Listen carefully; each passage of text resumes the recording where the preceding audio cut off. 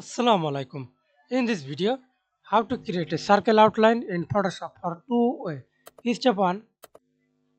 First of all, select the shape tool, right click on your mouse, click ellipse tool and use fill color or do not use fill color. Example, I use first of all use fill color,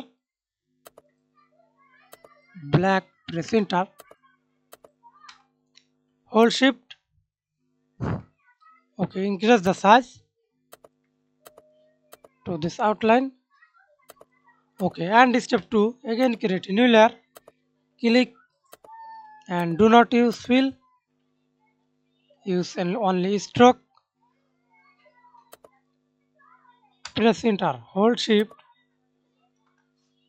increase the size. Okay, then click FX stroke and change stroke color in outside, inside or center. I use outside. Then click OK. That's it. Thanks for watching video. Please subscribe to my channel, like, comment, share.